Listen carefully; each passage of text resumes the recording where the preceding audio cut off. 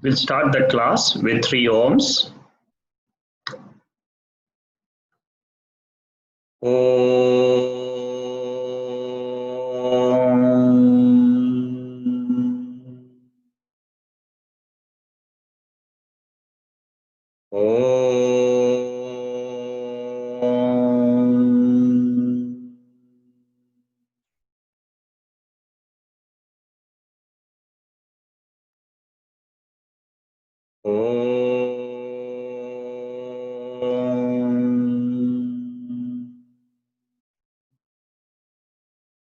Om Sahana Bhavatu Sahanau Bhunaktu Sahaviryam Karavavahai Tejasvinavaditamastu ma vidvishavahai.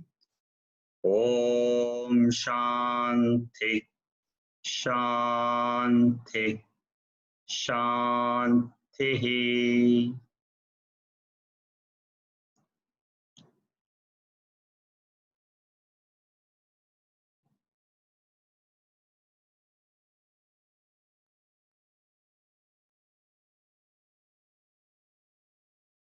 So we are studying one of the very important texts in Vedanta written by Shankaracharya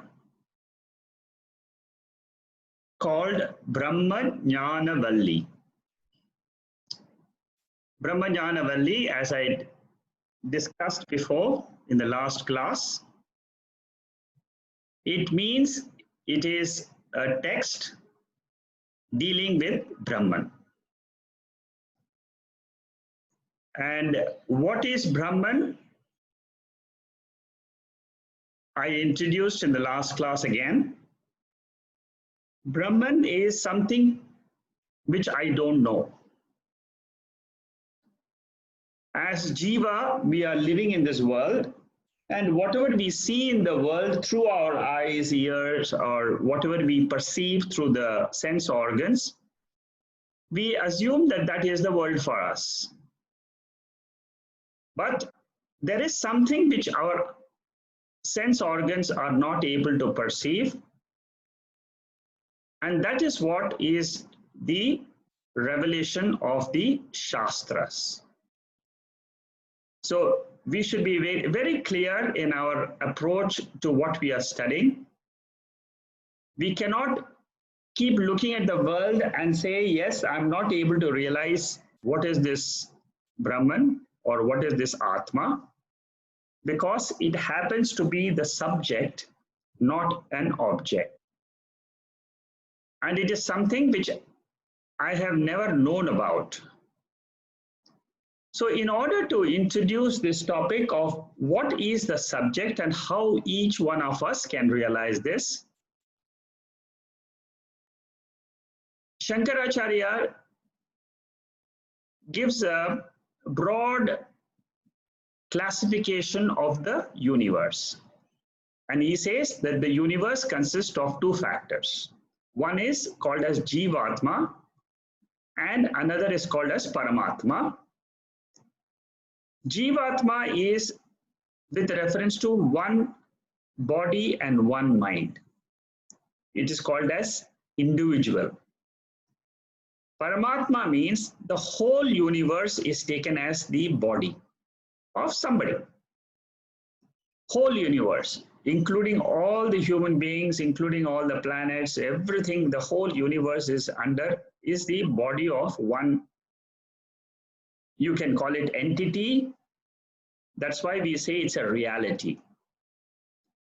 So in the case of the total, we say it's Paramatma. It's just a name. You see, these Jivatma and Paramatma are just names of two entities with reference to two standpoints.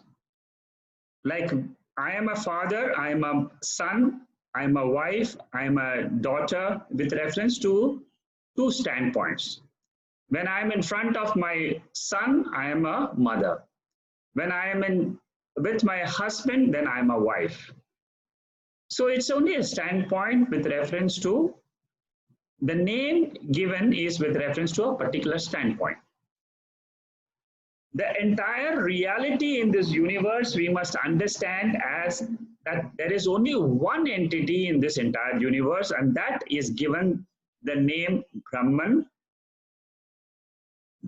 or it is given the name Atma. So the starting point for us to note is that there is something which is one reality in this universe, and that reality is what is my object of study. And then I said, in order to understand that one entity, we have to start from where we are.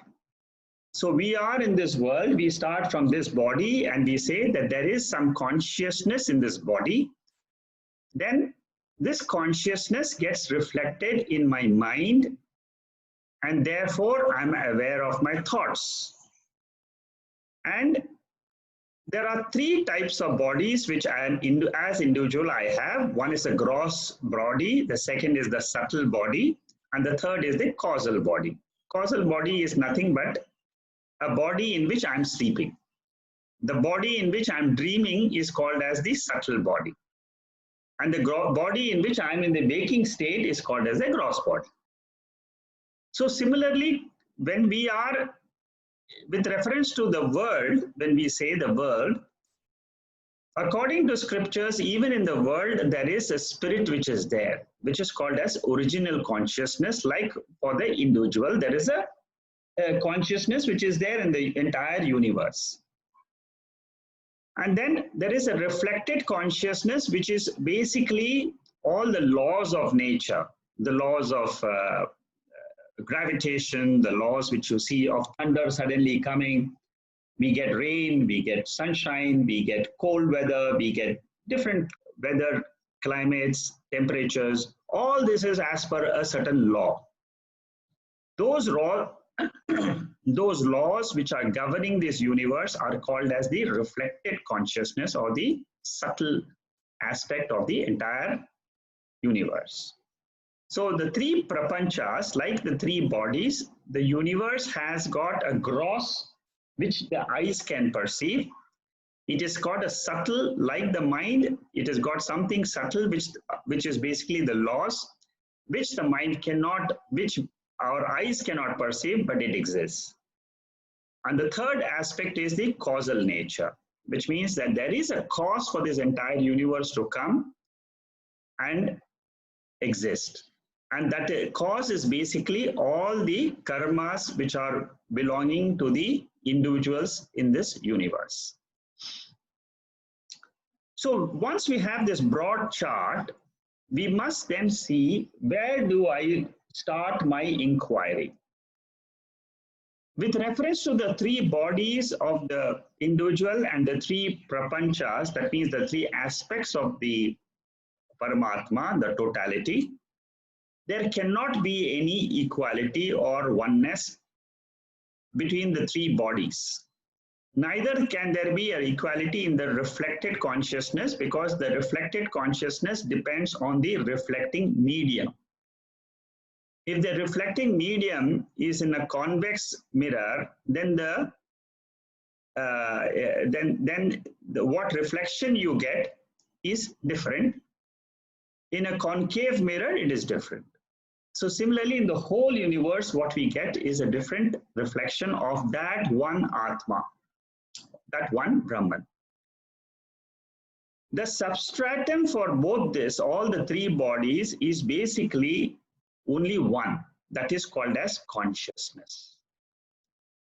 Both with reference to the individual and the totality, there is only one substratum, which is called as consciousness. The field of science believes that matter is predominant and consciousness is a part of matter. Whereas the scriptures tell us opposite. They tell us that consciousness is predominant and matter exists. It comes, it goes, it appears and disappears in consciousness. This fundamental fact, we must be very, very clear. Once we are clear on this fundamental fact, then the inquiry becomes easier. So the consciousness in this body and the consciousness in any body in the universe is the same, because there is only one consciousness principle in this entire universe, as described by Lord Krishna in the Bhagavad Gita in chapter 13, verse 3. He says, I am there in all the bodies and I am the same. Is a proof for one consciousness in this entire universe. That is a pramanam for one consciousness. There is no difference between your consciousness and my consciousness. Because of your consciousness, your body is able to function. Because of the consciousness in me, I am able to function as a body. But the content of this body and the content of your body and my body and another person's body, the content is consciousness. We should be very careful to understand this aspect. Once we understand that there's only one consciousness, and that is called as Brahman or Atma, then this entire inquiry is very simple. We are only talking about something which exists all the time. And Brahma Jnanavalli is trying to explain to us what are the features of this Brahman, of this one consciousness which is available in throughout the universe. It is there. That is why it is called as immanent principle. Like the water is immanent in all the waves, in all the foam, in all the bubbles. So therefore, it is called as immanent. Similarly, this Brahman or consciousness, like the oxygen which we breathe or the space in which we live, there is only one space. Similarly, there is only one consciousness. So we have seen up to verse number 7, the different aspects of this Brahman or consciousness, or you can call it the reality. Today we are going to start the 8th verse, and in this verse, I'll just play the chanting.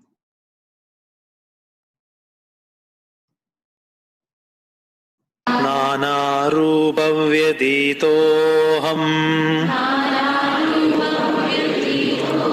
Chitakaroham Achyutaha Sukharupa Swarupoham Ahameva Ahamavyayaha.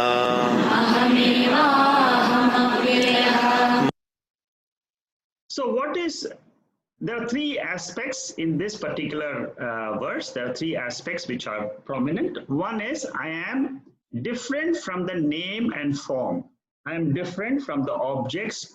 The objects are part of matter principle, which is made up of 5 elements. Consciousness is the spirit, the spiritual aspect is totally different than the matter principle. That is the one quality which we are seeing here. It's different. Matter to matter, there are differences. Like a wave and an ocean and a bubble, there are 3 different, all are matter, but their sizes are different. Therefore, the names given to the different sizes are different. Your body is given a different name, my body is given a different name, so that we can identify each other. So similarly, in order to identify the objects of the world, for transactional purposes, we give name and form. But the content of this entire universe is only one, which is Brahman. The second aspect it says here is Chid Akaram. Chid Akaram means it is of the nature of awareness, nature of pure knowledge. Awareness, knowledge, consciousness, these all mean the same. It's the same one substance which is given 3 different names. And it is of the nature of pure consciousness without the universe of things and beings. So this is another aspect we should understand, that this entity which we are talking about as Atma or as Brahman is pure in its nature. Pure means it exists without the whole universe. That is why it is called as transcendent. Transcendent means that it can exist by itself independently, without the universe. This is an extremely important point in order to understand what is Brahman. The third factor is Achyuta. Achyuta means, again, you can call it as, I have described this in the previous verse also, you can call it imperishable, you can call it as untouched or asanga nature. And I am the nature of joy. I am nature of joy. That is what it says here, Ananda Swarupa. So this Brahman, because it is not limited by time, it is not limited by time means what? It is eternal. That means it never dies. This consciousness principle which exists now, which is my real nature, this consciousness principle is the same. Yesterday also it was the same. 1 month ago it was the same. 10 years ago it was the same. So I, the consciousness, have not changed, which is what all our experiences are. Each one of us, we feel that there's no change between yesterday and today, between morning and evening. There's no change in me. So what has changed? The changing aspect is the thoughts.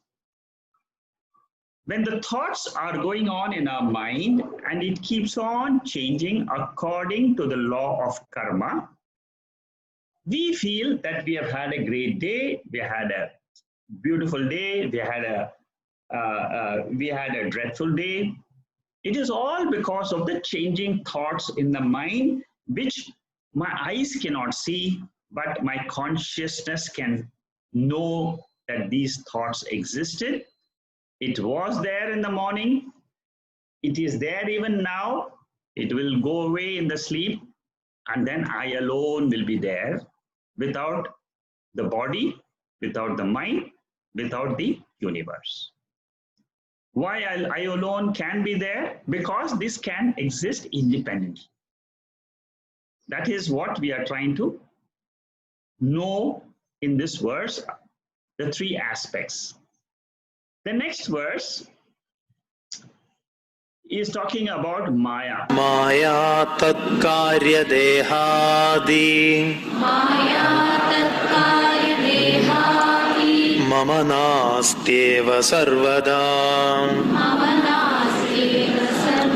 swaprakashayika rupoham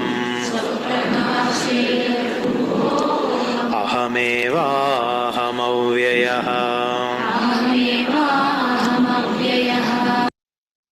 So you can see here, I am that irreducible, immortal, endless factor is being repeated, all these verses, because this is exactly what Shankaracharya wants us to remember. At the end of Brahma Jnanavalli, whatever you want to, if somebody asks you, what did you learn in Brahma Jnanavalli, we must remember that I am something which is called as immortal, and I am endless. That means there is no beginning or there's no end for me. I cannot be reduced to anything else. That is this consciousness.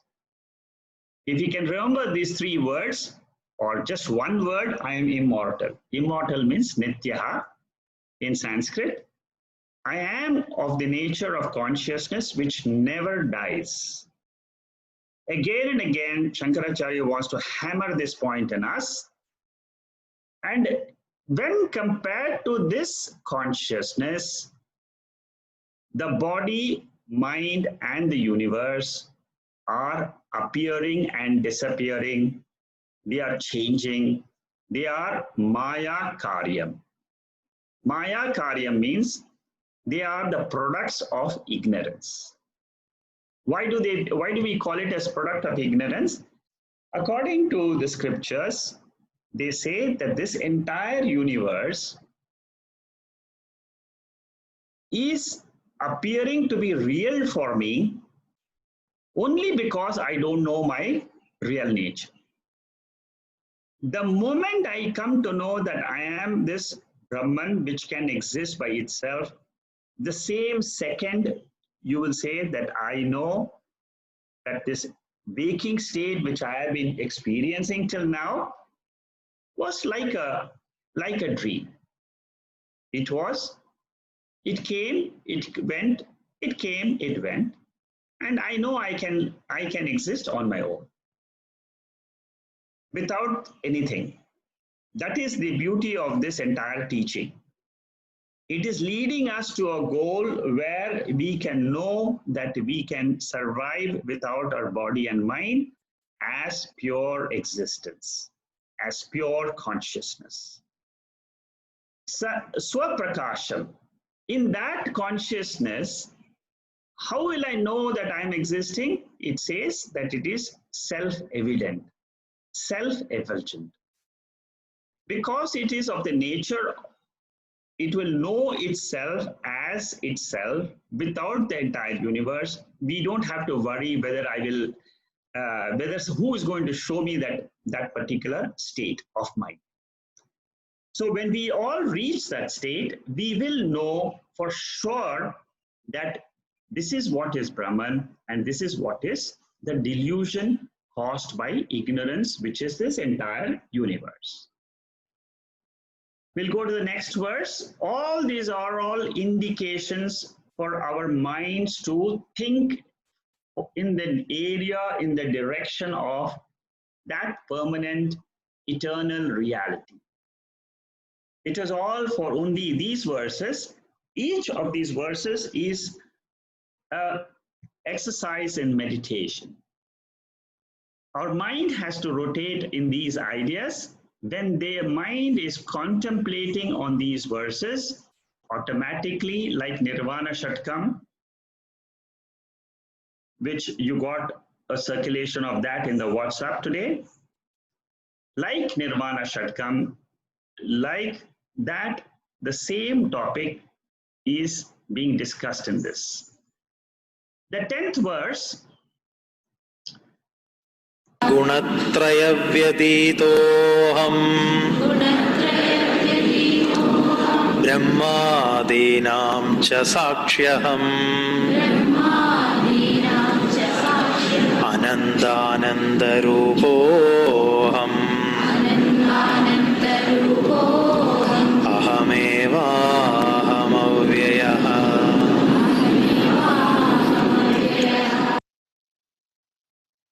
I am without the three gunas.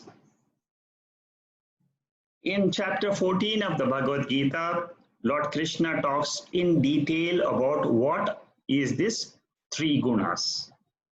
The three gunas are also known as Prakriti or nature.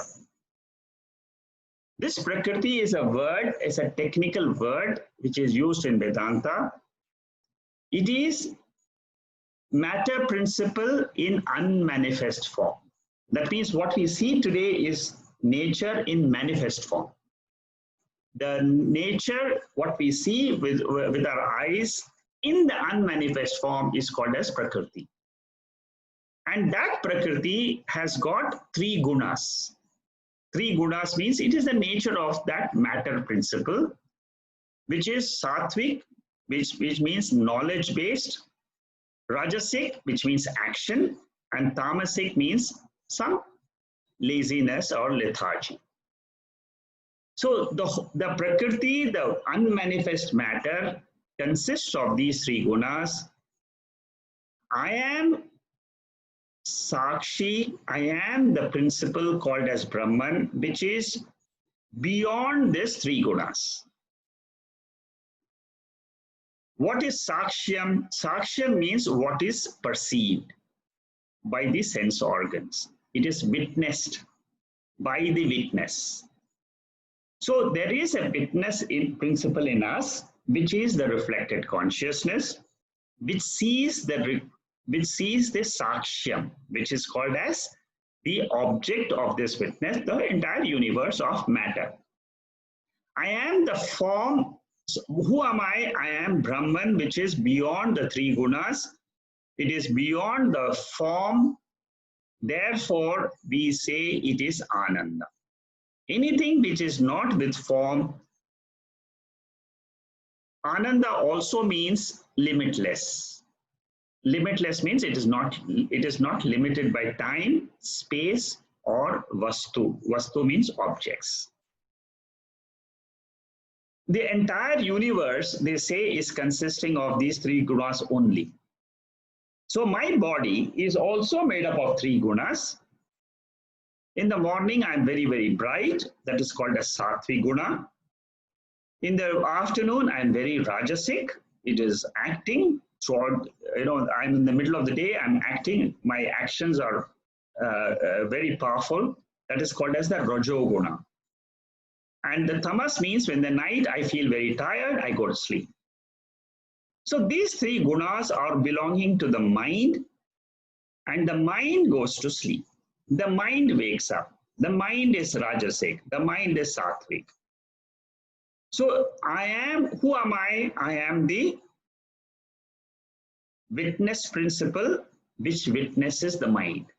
I am the consciousness principle which never dies.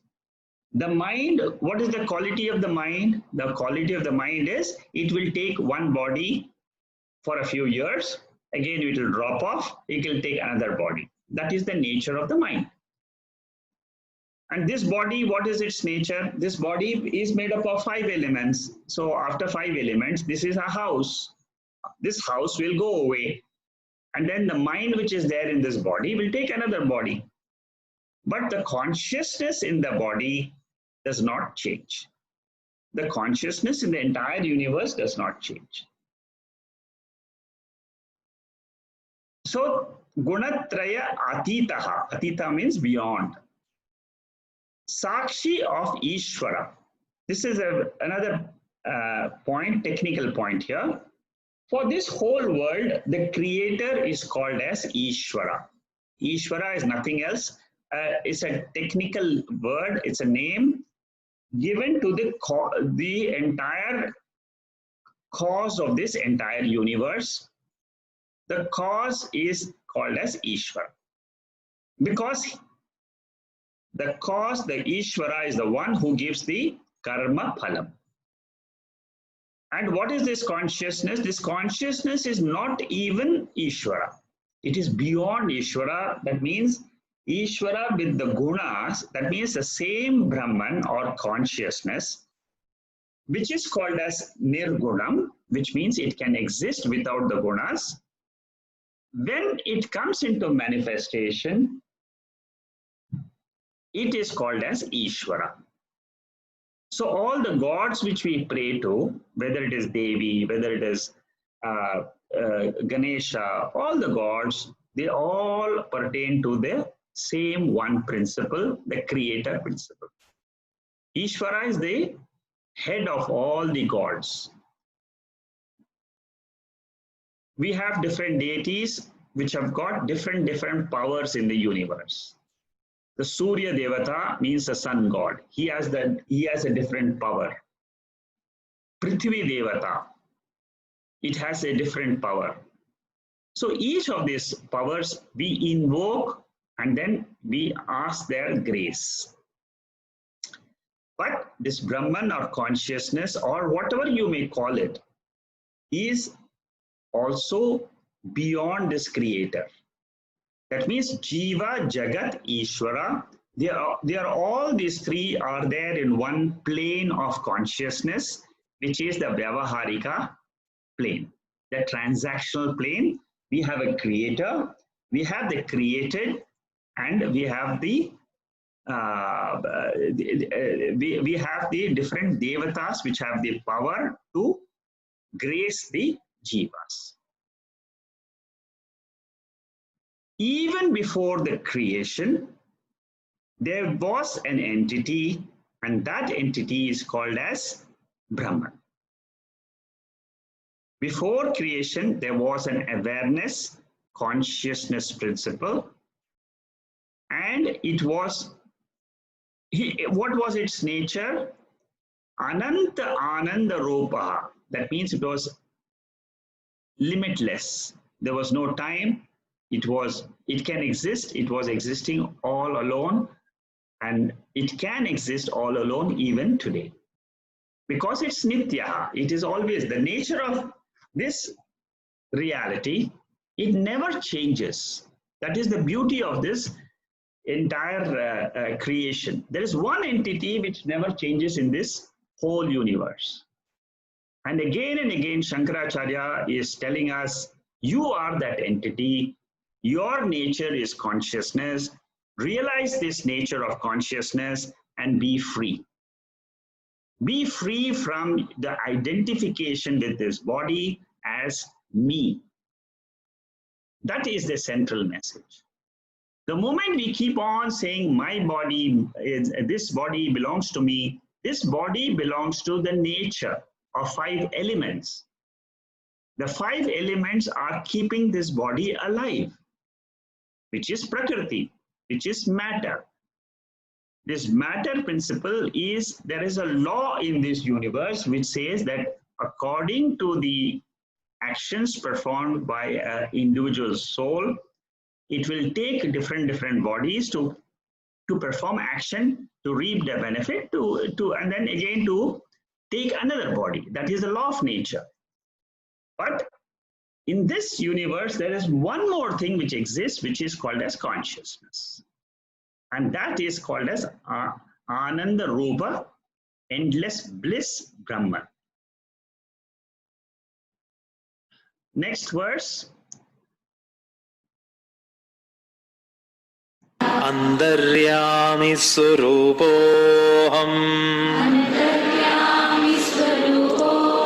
Kudastha Sarvagosmyaham Paramatma Swarupoham Ahameva Ahamavyayaha. So there are 4 factors here. Antaryami. Antaryami means it is the inner ruler. Suppose there is a stone which is there is an inner ruler of the stone which is called as the Sat principle. Human being is there is an inner ruler which is the consciousness principle. So outside the body, it is called as the Sat principle, existence principle, which is the inner ruler of the entire, whatever we see outside the body. Similarly, inside the body, it is called as consciousness principle. And this inner ruler, what is its nature? It is Kutastaha. Kutastha means anvil. You see, for sometimes when you want to make some things in the kitchen, you take some powder, you take some things, and then like nuts, for example, you take it in a jar, and then you keep on hammering on the nuts. Then what happens is the nuts become powder. That container, which doesn't change when you are hammering it, hammering the nuts will change, but the container is called as the anvil. Similar to that is this consciousness. Whatever prarabdha karma brings and it affects my mind, it cannot affect the consciousness which is behind the body and mind. We all undergo disturbances in life because of karma. The wind of karma brings changes to the mind. Therefore, we enjoy sometimes pleasure, sometimes pain. Sometimes again, this pleasure and pain is a fluctuating pendulum which keeps on coming and going whole day. So if we analyze our whole life right from the morning till evening, if you are a very sensitive person and you have understood a little bit of this Vedanta, you will realize that all I am doing is I am changing, my thoughts are just changing. I am a witness to those thoughts. And when what happens is the thoughts keep changing and brings different climate to my mind. That means I'm happy, I'm sad, sometimes I'm indifferent. Suppose I'm working in an office, then you are not experiencing either happiness or sadness. Suppose you're working in the kitchen. You are indifferent in the sense that you are neither happy, neither sad. You are just doing your duty. It's only when the mind has disturbances and you become conscious of it, then that is what is called as the jiva. The disturbances, the agitations in the mind which causes this jivatvam in the body is the real changing phenomena. And what is changeless is the consciousness. It's like the anvil. Is this consciousness limited only to this body? No. It is sarvatnya.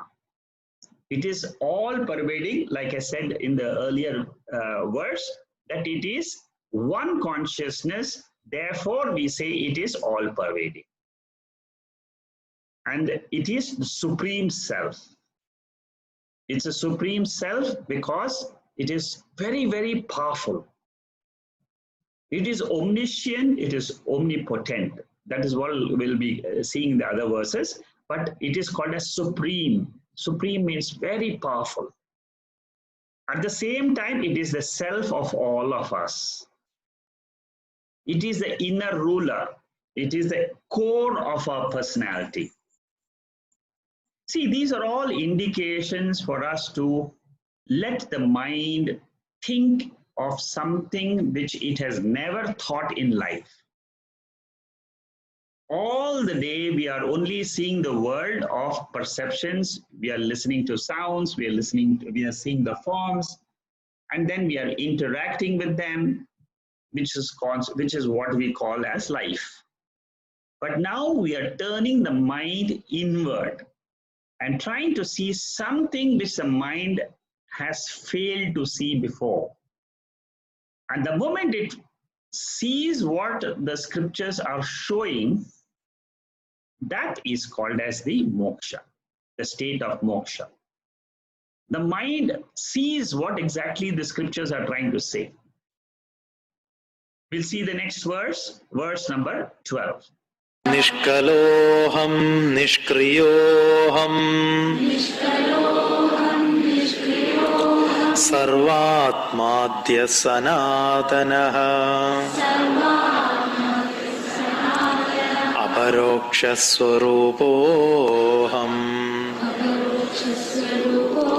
ahameva ahamavyayaha. Nishkalaha. Kala means parts. Nishkalaha means it is without any parts.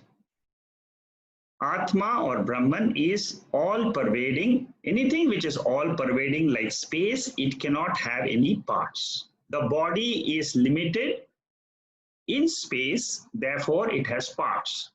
A car has got parts. Because it is limited in space, it is put together as one unit because of the parts are joined together. The body is also joined together with the hands, legs, the head. So all this put together constitute the gross body. But Atma is something which has got no parts. It has got no form. So therefore no parts. Nishkriyaha, the body and the sense organs and the mind are doing karma. They can do action. Atma cannot do any action because it's always full. It's no action is possible. It's all pervading. So it cannot move anywhere. It cannot do anything. Who is doing the actions in this body? That person or jiva which is doing the action is called as the reflected consciousness in the mind. So the moment I disidentify with my mind, I am already one with the Brahman. Adyaha means primordial. It is the most ancient in creation. It exists even before the creation came in. Sanatanaha is also another similar word just to indicate it's beyond time. Aparoksha means it is something which is the closest to me, not even closest to me, you can say it is me. We have seen aparoksha anubhuti before, and we know exactly what is paroksham, which is distant, aparoksham, which means me, the self, me, the Atma. Paroksha means which is away from me, away from the body is called as paroksham. That means it is distant. For example, India is distant than me. The body is here, but India is paroksham. But if I'm talking about consciousness, we are talking about me, myself. That is called as aparoksham. It is not distant, but it is me. द्वन्द्वादि साक्षिरूपोऽहम् अजलोऽहं सनातनः सर्वसाक्षिस्वरूपोऽहम् अहमेवाहमव्ययः. Dvanda Sakshi. It is the Sakshi of the pair of opposites. What are the pairs of opposites? Life and death. Two pairs of opposites. Joy and sorrow. Good and bad. So, light and darkness. They are opposites. But what is the light in which these opposites are happening? That light is called as Brahman. Brahman is also called as Sakshi. Achaloham, in Bhagavad Gita also, chapter 2, you will see that word achalam. Achalam means motionless. It doesn't have any motion. It doesn't travel like the mind. The mind travels from one body to another body. The mind travels from Singapore to USA. It will suddenly project things in America. So it will suddenly project things in India. The mind can travel and it can reach far off places. It can even reach the moon. It can reach the sun. Solar eclipse we watched, the mind traveled through our eyes all the way to the sun and then perceives it. Sanatana means permanent. The consciousness in us is eternal or permanent. These are all different words which mean timeless. We'll see the next verse. प्रज्ञानघन एवाहम् विज्ञानघन एव च अकर्ताहमभोक्ताहम् अहमेवाहमव्ययः. Prajnana Ghanam. Prajna means knowledge. Prajna also is the name of consciousness. In Aitareya Upanishad, there is a Upanishad in that the definition of Atma or Brahman is given as Prajnanam Brahma. It's a dense mass of consciousness without anything in it. That is why it is called as dense mass. So in that, nothing can exist. No object can exist. No time cannot exist in Brahman. No place can exist. No star can exist. It is pure consciousness, but dense mass. Vijnana Ghanaha. It is knowledge based. if you try to understand what is the content of every thought, every vritti in us, it is nothing else but knowledge, pure knowledge. When that pure consciousness knowledge principle travels through the eyes, it sees forms and colors.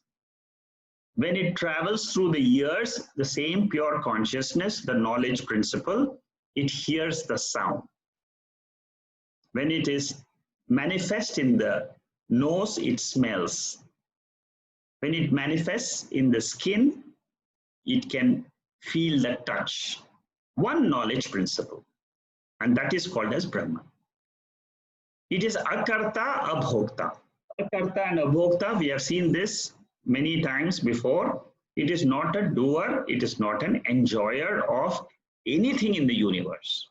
It is only a sakshi, it is only a witness principle. So this is something which we need to understand. If you want to realize our real nature, we should understand it is the body which is acting because of the previous karmas. The sakshi, which is what I know through the scriptures, it never acts. Because it doesn't act, it doesn't have punya papam. Who has the punya papam? It is the reflected consciousness along with the along with the mind. That is what is the doer principle. The intellect in us is the doer principle. And if the same intellect which is identified with this body becomes the enjoyer also. But Atma or Brahman is neither the doer, neither the enjoyer of the universe. It is pure, dense mass of consciousness, Chaitanyam. So at any time you become aware, completely aware of yourself, you can say that I am that pure awareness. That's all. And once you identify with this one factor in us, you will find that you can be in that awareness throughout the life. Because it never changes. And you can always be at peace because that is its nature. And what disturbs this peace of mind, disturbs this peace of Atma or Atma Ananda, what disturbs is the agitations in the mind. Suppose there were no agitations at all in our minds. All of us will be experiencing pure consciousness, nothing else. Absolutely nothing else, because it's pure. In pure consciousness, there is nothing. The sense organs, they come into play only because of the change in the mind. It is the mind principle which is the real principle which gives the life to this jivatvam or the individuality in us.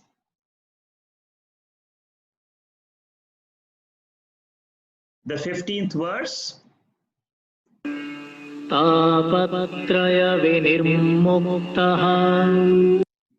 There is some mistake in this. Niradhara Surupoham Sarva Adharom Eva Cha Apta Kama Surupoham Ahamevava Avyaya.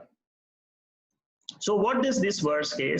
It talks about Niradhara. Adhara means support. This consciousness of Brahma principle is Niradharam. Niradhara means there is no Adharam, there is no substratum for consciousness. It is without a foundation. That is why it is called as the transcendent principle. It is just a technical name for something which doesn't have a support. For a book on a table, if you see a book, the table is the support. The table is the adharam. For the table, what is the support? For the table, if you are on the 5th floor row house, the floor is the support. For the floor, what is the support? For the floor, the earth is the support. For the earth, what is the support? That is called as Brahman. So the support for the entire universe is what is called as Brahman. And what is the support for Brahman? Nothing, because then it is without any foundation. It can exist by itself. So that is why it is called as Sarva Adhara. When it exists by itself, it is called as Nir-Adharam, without foundation. When you say with reference to the world, it is Sarva Adharam. These are two names given with reference to two standpoints. Sarva Adharam is only with reference to the whole universe. The whole cosmos is resting in pure consciousness, pure existence. Whereas the body, everything else rests on it. When we see this universe, we can say that consciousness is Sarva Adharam. When with reference to the universe, it is called as immanent principle. It is called as substratum. But when it refers to itself, it is called as Nir-Adharam. It is called as transcendent principle. Aptakama. Aptakama means it is self-contented. Purnaha. It's fulfilled in nature. See, you and I we are all not fulfilled in nature because we identify with our mind. Mind can never be fulfilled. As mind, we will always be feeling inadequacy in terms of knowledge, in terms of emotions, in terms of so many things. With reference to the body, we have so many limitations. We'll always feel limited. Therefore, we are not Purnaha. We are not, Purna means complete. We have desires in the mind. So one desire goes off, another desire comes in. Another desire comes off, again, tomorrow morning we'll get up and think of something new.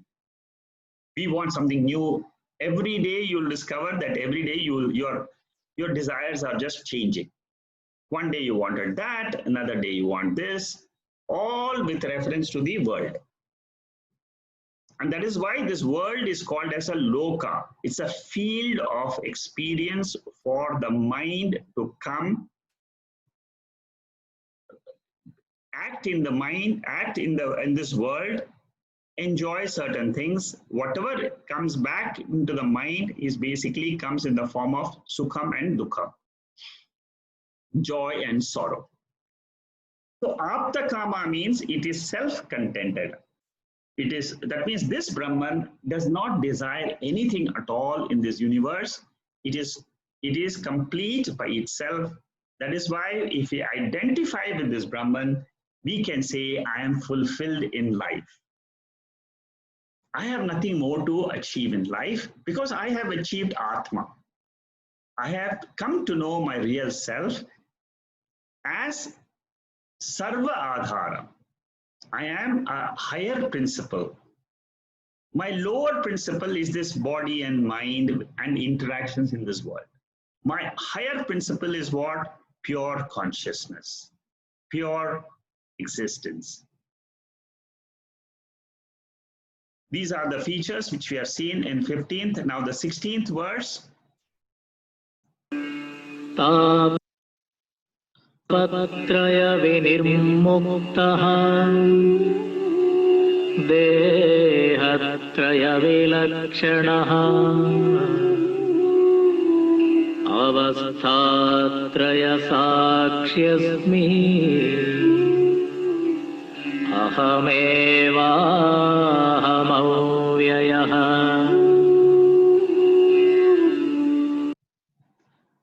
You will see that I have got two types of recording in this presentation.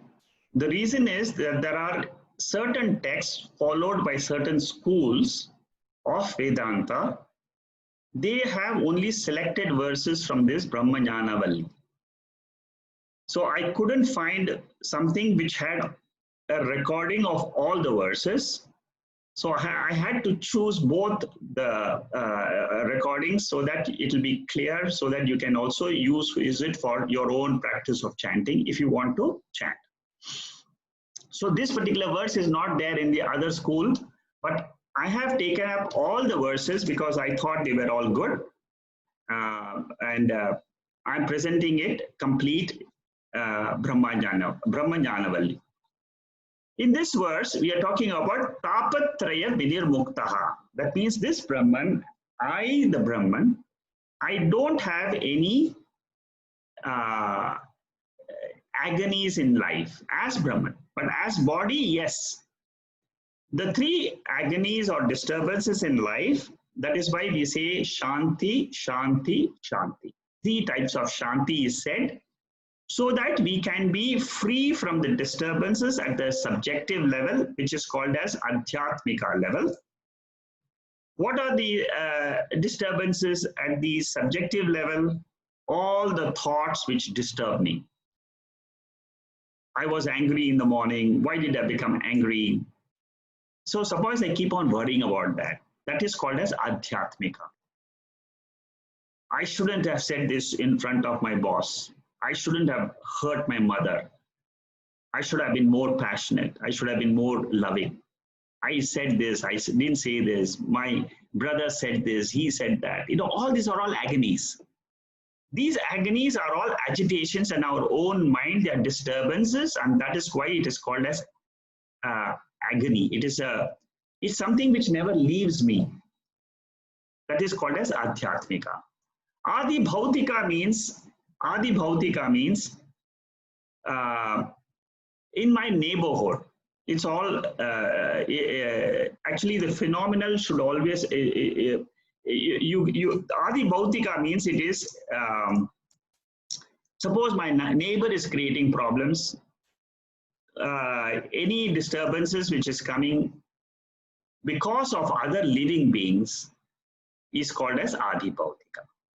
Adi Devika means it is cosmic, like for example earthquake. Corona is a typical example of Adi Devika. It is something which is coming to me from the forces of nature. That is Adi Devika. I am affected by all three. I am affected by my own agonies. I am affected by my neighborhood. I am affected by the cosmic forces. And what is Brahman? As Brahman, I am not affected by any of this. That is what is the teaching. Brahman is beyond, Atma is beyond. When we learn, we say it's Brahman, but we should apply it as Aham. I am free. I am this Sakshi. I am this Brahman. Deha Traya Vilakshanaha. I mean, this is the Tattvabodha lesson where we said that Atma is beyond the three bodies. Gross body, subtle body, and the causal body. Avastatraya Sakshi. This is again also from Tattvabodha. I am the witness of the three states of the mind, but I am not the three states. Waking, dream, and sleep are the three states of the mind. This is a very important aspect of Brahman, because we have to eliminate and reject the whole waking state as not me, and say that this belongs to the mind, it doesn't belong to me, the Atma. Similarly, the dream state, similarly, the sleep state. In Shruti Sara Samudranam, there is a text which is completely focused on this aspect of I am the witness of the three states. Whole, about 200-300 verses are there only to describe this particular aspect. They all belong to the mind. It doesn't belong to me, the Atma. That pure consciousness is dense mass of consciousness. It is not, it doesn't have anything except itself.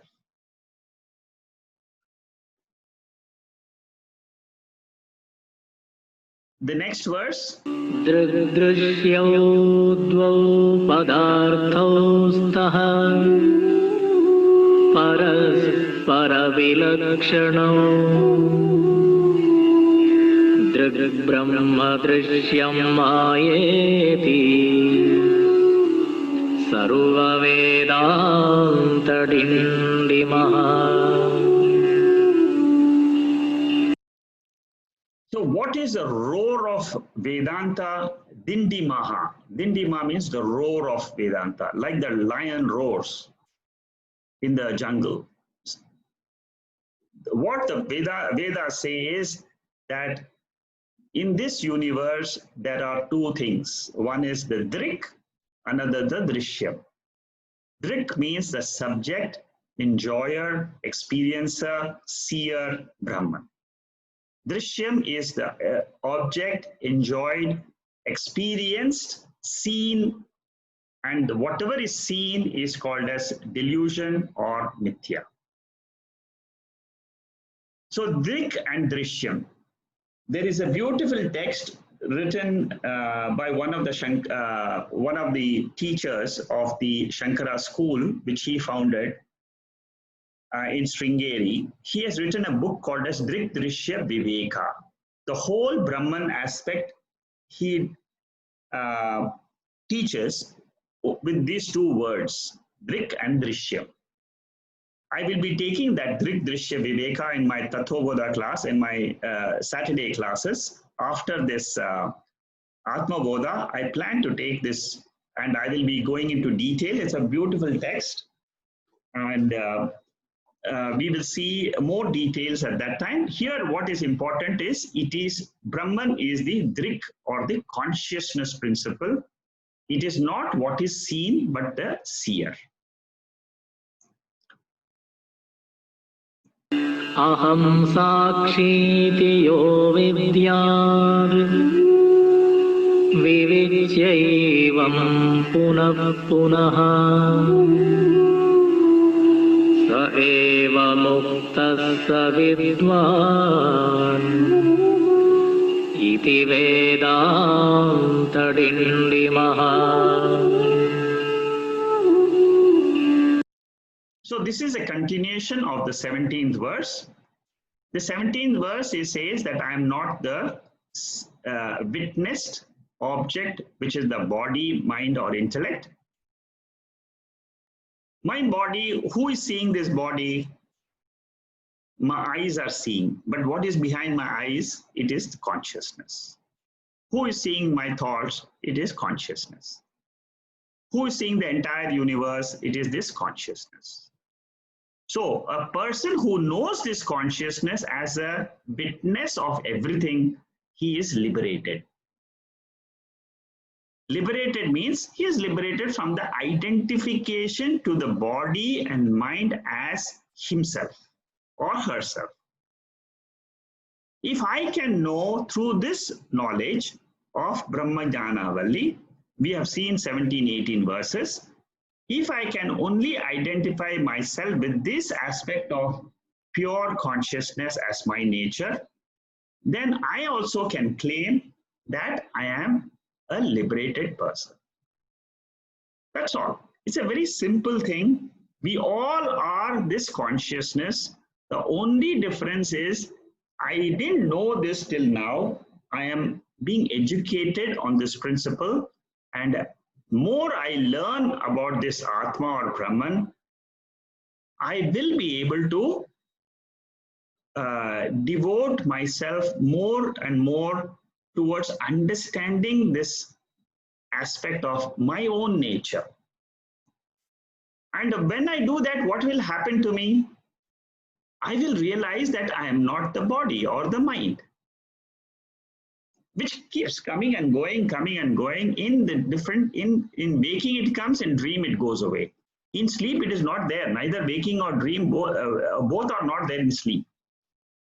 This is the way that the wise person, they will analyze their true self. And this is what is the teaching of Shankaracharya. This teaching of Shankaracharya is coming from the Upanishads. The Upanishads are the sources. It is Upanishad means it is a text of by which this whole creation came into being. Okay, so that is the essence of 18th verse. Verse number 19. घटकुड्यादिकं सर्वं मृत्तिकामात्रमेव च तद्वद्ब्रह्म जगत्सर्वम् इति वेदान्तडिण्डिमः.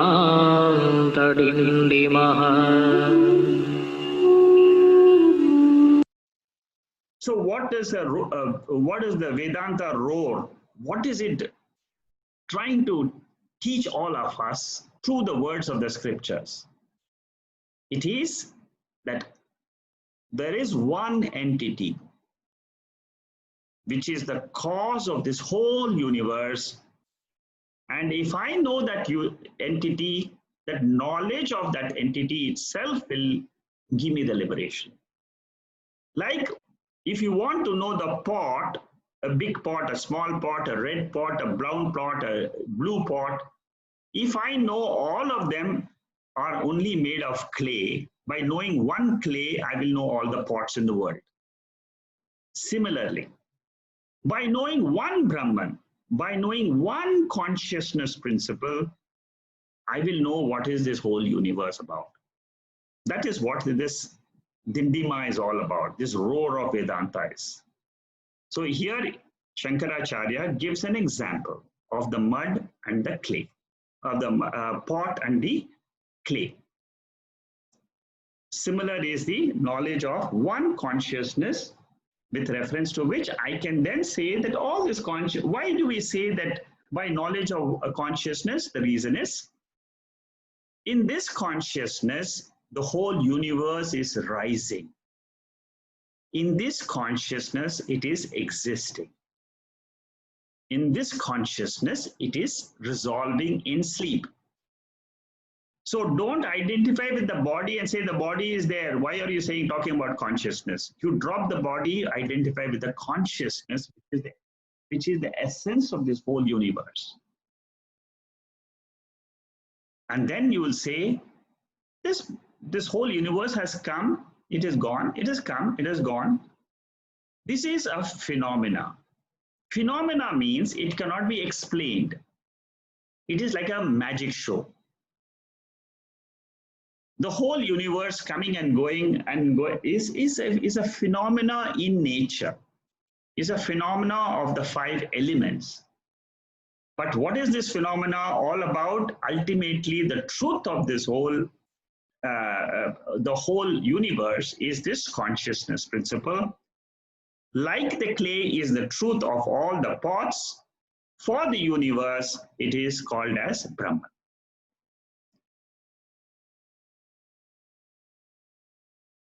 ब्रह्म सत्यं जगन्मिथ्या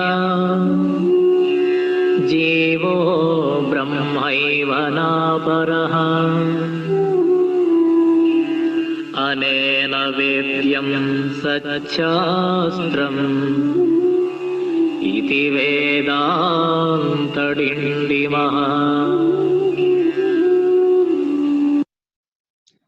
This is the most important verse in the entire Brahma Jnanavalli. I picked up this entire text for study because of this verse. Brahma Satyam Jagan Mithya Jivo Brahmaiva Naparaha. This truth, what is being explained in this first line, is the essence of the entire scriptural study which we will ever study in our lifetime. If you want to know what am I studying, if you attend these classes, what you are taking, just remember this one line. What is the line saying? Brahma is the truth. The world of objects and being is false. And the egocentric sense of separativeness, that is the mind, is itself nothing but Brahman. Very, very important sentence to remember and contemplate and use it for owning the nature of consciousness. World is called as mithya. Mithya means is an appearance.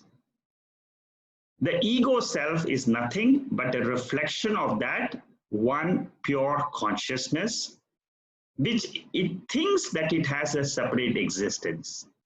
See, all our problems in life are because we feel that I exist by myself and the world is existing by itself. I depend on the world and the world is supporting me. This is our normal perception of the world through our fleshy eyes.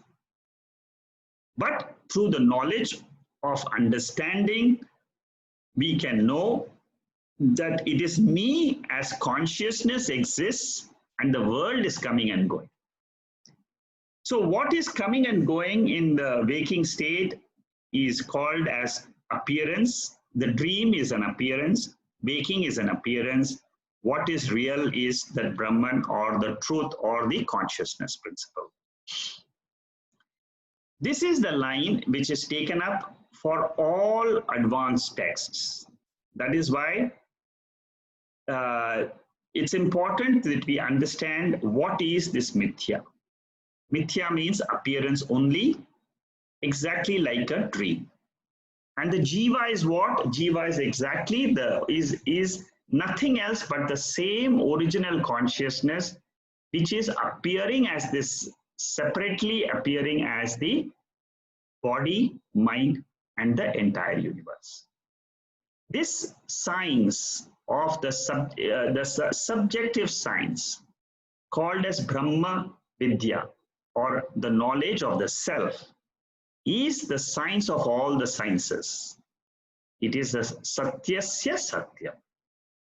That means without the knowledge of the self, you can have the entire knowledge of the whole universe, but no use, because you have missed the essence of this whole universe, which is Brahman. Three types of truth are there. One truth is called as the truth in the transactional field, which is in Sanskrit called as Vyavaharikam. Our waking state is called as transactional state in which the sense organs are functioning.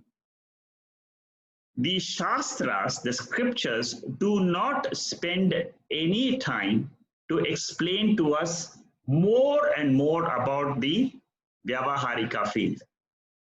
If you look at all the Upanishads, if you look at all the Bhagavad Gita, all the scriptures, they will all talk about that pure consciousness as the main subject. Therefore, we should not try to analyze the world too much. Let it be there, experience the world, but don't analyze it too much.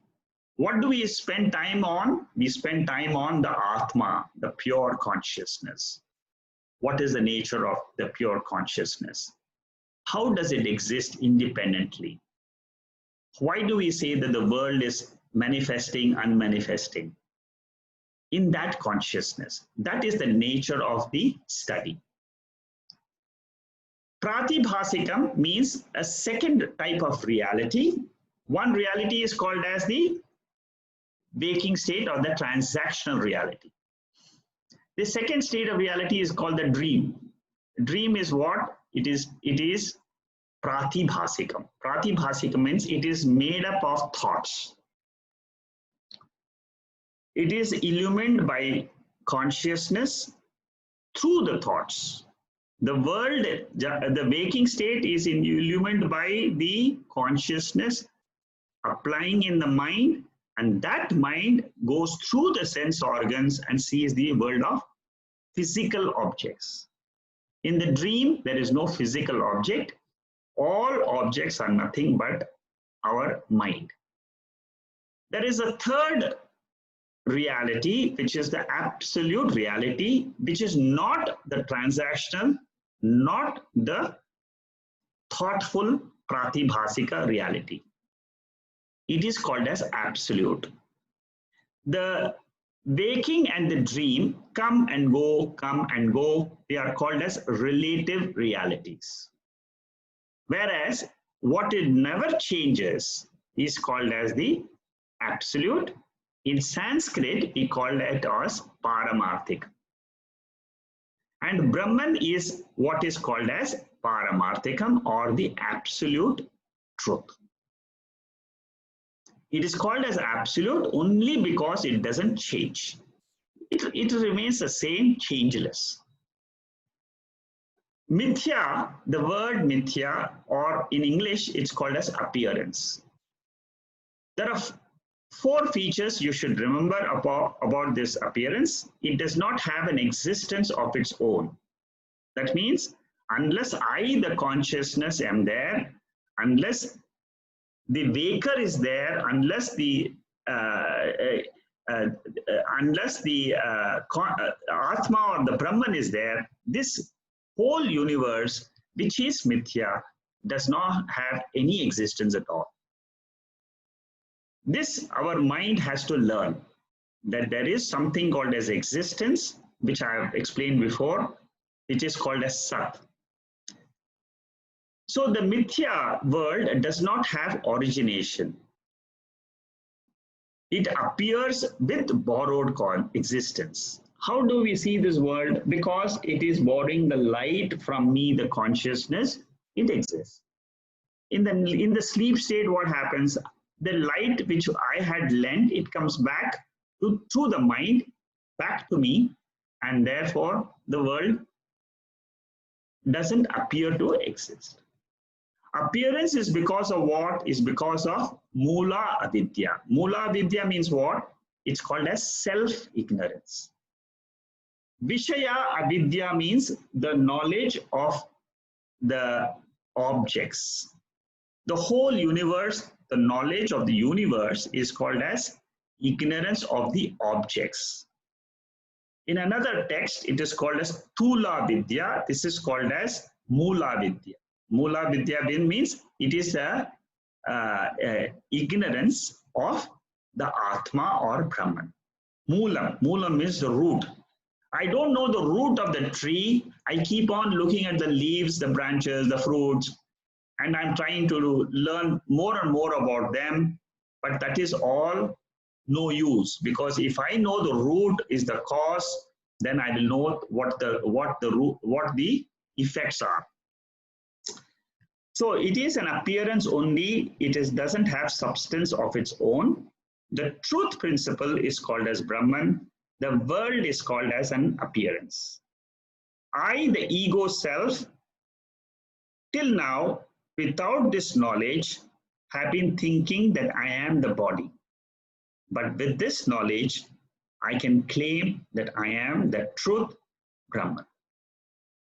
This is, in essence, what Shankaracharya wanted to teach in this entire Brahma Jnanavalli. He ends this with a concluding verse number 21. Antarjyoti bahirjyoti pratyajyoti paratparaha jyoti jyoti swayam jyoti atma jyoti shivosmyaham jyoti jyoti swayam jyoti atma jyoti shivosmyaham. This is a very beautiful end to the Brahma Jnanavalli. It says, I am the light of all the lights. Na tatra suryo bhati. We have seen this verse from the Katho Upanishad and the Mundaka Upanishad. The light of all the lights. Shankaracharya borrows this idea from the Upanishads. I am that spiritual light in which this entire universe is manifesting and unmanifesting. The job of the universe is to teach me that I am that wonderful self Brahman. Universe is an appearance like a dream, known through the light of awareness. So consciousness is that wonderful essence of this whole creation. I, the consciousness, am light of all lights. At the same time, I'm self-effulgent. I'm Shivaha, auspicious, divine. It's the most divineful aspect of this entire creation. In me, the divine consciousness, there is not a wee bit of sorrow. See, all the jivas, they come into spiritual study to understand what is this sorrow, why am I sorrowful? What Vedanta says is you never have sorrow. You are Atma, you are Brahman. You have thought yourself to be the mind, which was a misconception. Through this knowledge of the scriptures, come to know that immortality is my swarupa, my nature, my intrinsic nature. What I see as body, mind, and sense organs are incidental. Like the heat in the water, when it is heated up, the heat in the water is the incidental nature. But the fire's heat is the intrinsic nature, the heat of the fire. So similarly, the nature, the intrinsic nature of all of us is this pure consciousness, the spiritual light in which the whole universe is illumined. And that is immortal, eternal. Knowing this immortal Brahman, I also become immortal because I identify with that Brahman as myself. With this, we come to the end of this beautiful text called as Brahma Jnanavalli. I thought in order to, I'll spend another 5 to 10 minutes, I'll say about 10 minutes, to explain this. What is this mithya? Because unless and there are two things which we need to understand. One is the Brahman aspect, which is the Atma aspect, which is the all this, what we have seen so far, asangoham, and all the nature of that Atma. At the same time, we should know how to explain what we are experiencing. We are experiencing the body, we are experiencing the world. At the same, we call these experiences as mithya, appearance. I will spend, I just wrote another few lines to explain this phenomena called as Brahma Satyam, Jagan Mithya. And I just wrote this today, so it was not sent to you before. I'll just quickly go through this. It is just to give you a little bit more knowledge of why we call this universe as an appearance. In order to understand that the universe is appearance, we should start like this. We should start and say the universe consists of two parts. One is the Atma part, another is the Anatma part. Anatma means it is not the Atma. The Anatma, the matter principle, is the visible, whereas the spirit, the consciousness, is invisible. The third aspect is, the matter is anityam. It's perishable in time. It's always available in time. And what about Atma or Brahman? It is always imperishable, eternal. What is imperishable is called as eternal. And it is not in time, but it is beyond time. Therefore, it is called as transcendental. This Brahman is also called as the seer. It is not, the seer aspect is not a part of the creation. World is seen, it is creation. It's seen in time and space, but Atma or Brahman is beyond time. Even though it is beyond time, it is immanent, it is in and through all the movies or the transactions which go on in the world. The transactions are the anatma part. They are like the movie in a screen. The screen aspect is called as Brahman, and the transactional experiences are called as Mithya.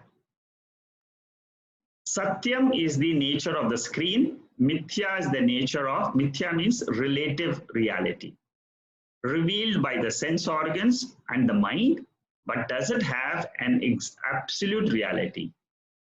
Only when the mind and the sense organs are there, this entire universe is experienced by us. It's revealed by the scriptures. The Atma is revealed by the scriptures.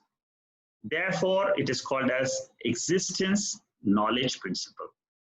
This is revealed only by the sense organs. It is therefore called as appearance. Appearance in Sanskrit, another word which is also used is ajnanam. That means it is ignorance. It is not real.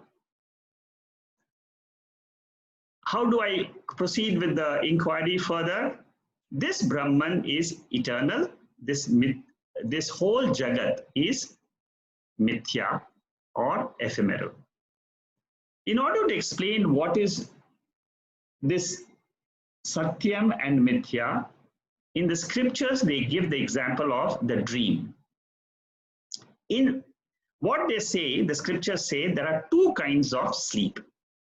This is something new which we will never know by ourselves. It's only through the scriptures we come to know this. When we analyze this waking with reference to this thought process, we will be easily be able to understand what is this Brahman. In sleep, what happens is there are two types of sleep. One is called as Nidra. Nidra means it is a Shakti in this body and mind. So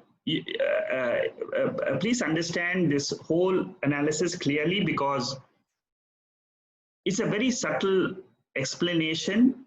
It takes a lot of time to understand these aspects. But once you go through this aspect in this form of inquiry, knowing the real nature of consciousness as myself is very easy. So the Shakti in this Veka, this Jiva, is called as Nidra Shakti. That is the power by which we sleep. And why do we wake up from sleep is because of Prarabdha Karma. That means I have some in the, I told you before that this ego has taken many lives. It has to fulfill certain actions in one particular life. Therefore, it wakes up again. That is what is the Shakti of the Veka. There is another Shakti which belongs to the Brahman. That is called as Maya Shakti. Because of this Maya Shakti, awakening happens by using Veda Pramana. Here the waking happens because of karma. Here the waking happens because we are using these scriptures as the light, as the source of knowledge. Let's see what happens and analyze the Shakti called as Nidra Shakti.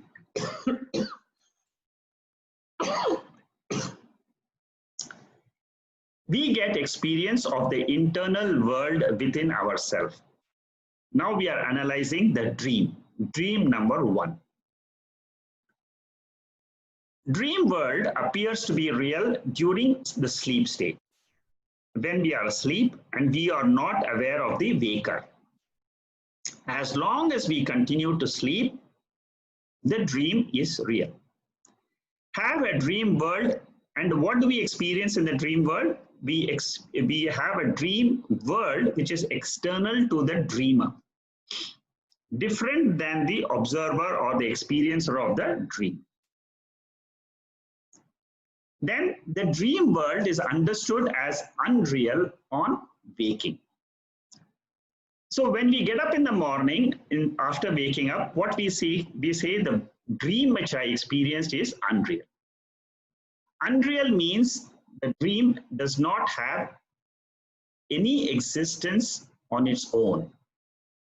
It cannot exist independently of me as the observer, the adhishtanam, the waker principle.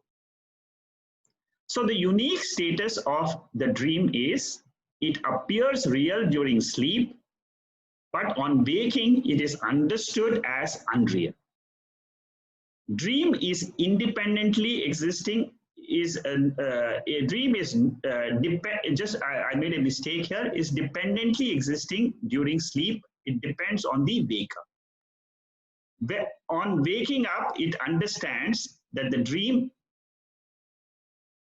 which was dependently existing on the waker, is nothing else but an appearance. So here, I need to remove this IN here. So this entire status of the dream, if it is understood clearly, that only in the dream it is real, but when I wake up, it becomes an appearance, unreal. Now let us apply the same principle to the Maya Shakti, which is the waking state. So we have finished the dream state. Now we are in the second scene, the waking scene. In the waking scene, what happens? We see the waking world. We get the experience of the external world, external to me, the Brahman, the consciousness principle. In the case of the Nidra, it was external to the waker. Here it is Brahman. The substratum for the waker is the Brahman, the pure consciousness principle. I, the Atma, the observer, experiencer, am different from the body. So the consciousness which I have learned from the scriptures, it says, I am not this body or the world, I am different. So the spiritual ignorance has made my life into a misery. If I know that I am different than the body and the universe, I can exist separately. Absolutely, I'll have no worries, and I'll have complete faith in the scriptures that I am that Brahman or Atma, pure consciousness. If I know that, because through this study, what we know, that is my real nature. So in this spiritually asleep state, this waking world appears to be real and existing independent of me, the observer consciousness. This is a $1 million statement here, which takes a long time to assimilate. We have to go through this in our own mind, and then we will know that this is the truth. I look at the world as independently existing, and I, the Atma experiencer, am dependent on the world. This is our knowledge before this is our experience before the knowledge. I feel when I go away, the world continues. This is what we feel. When I pass away, this world will continue. What Vedanta says is entirely opposite. World appears to be real and independently existing as long as we are spiritually asleep. The moment I come to know I am that pure consciousness, then I can say I am Panchakosha Vilakshana. Vilakshana means what? Beyond the 3 states, beyond the 5 koshas, I am the observer, experiencer of the waking world, of the sleep world, of the dream world. This is the clear understanding of my real nature, which is given by the scriptures.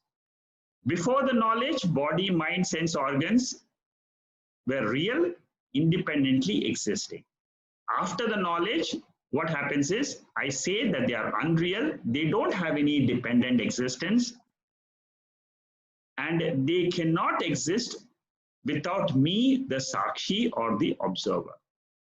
This entire prapancha, the whole universe, it seems to be a borrowing reality from me, the Sakshi.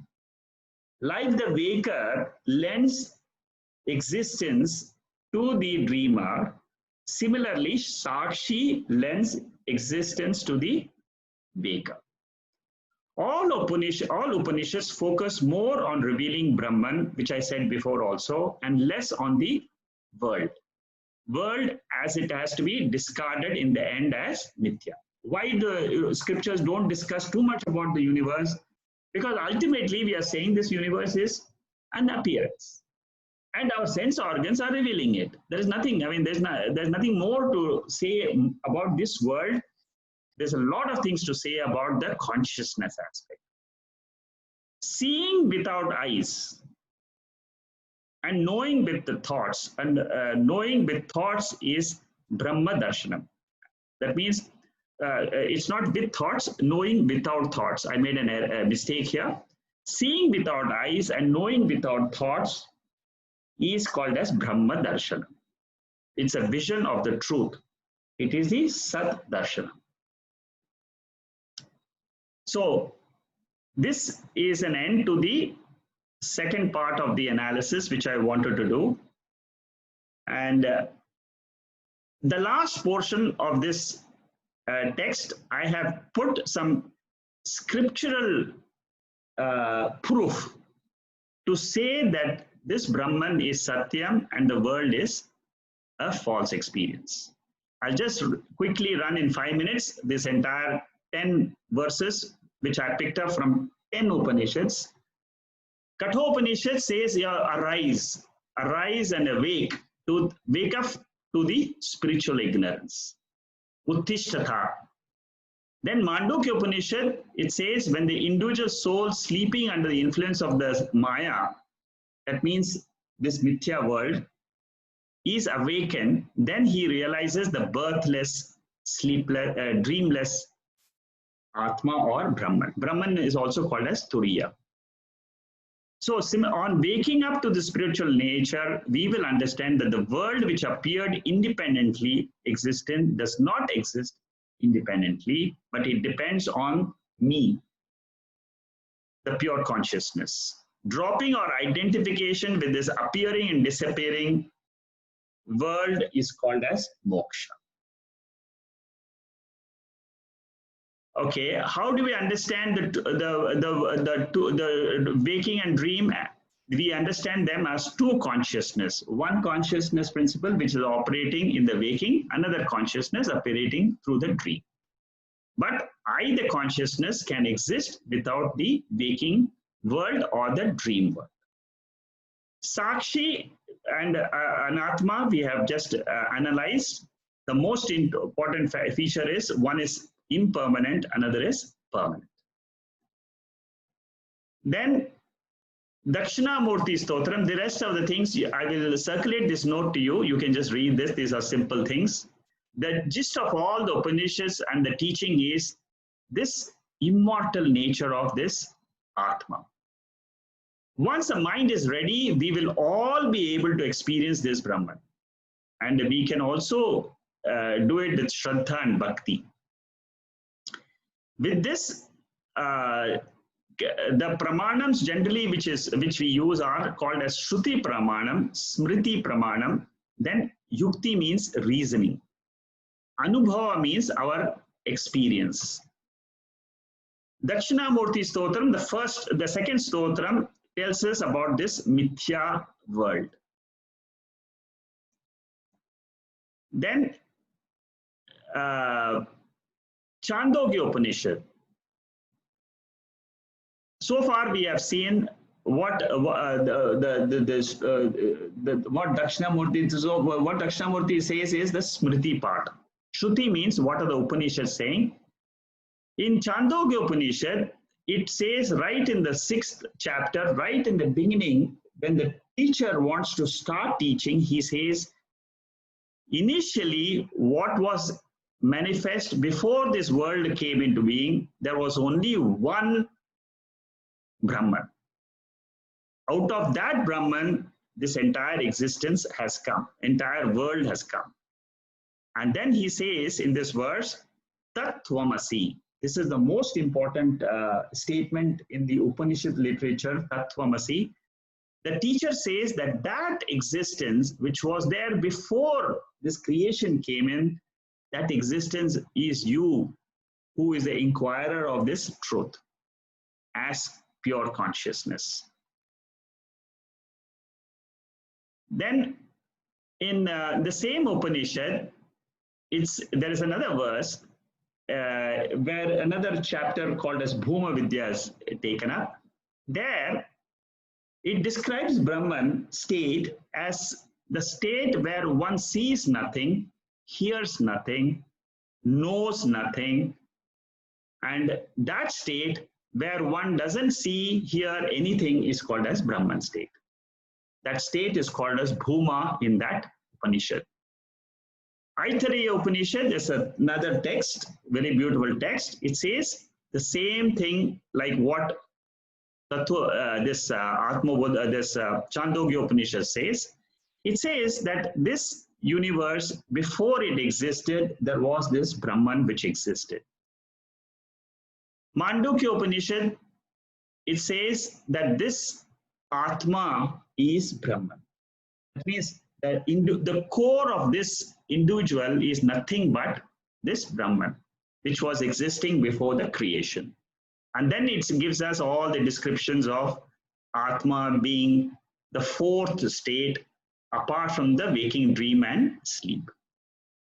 Brihadaranyaka Upanishad, it just says that I am that Brahman.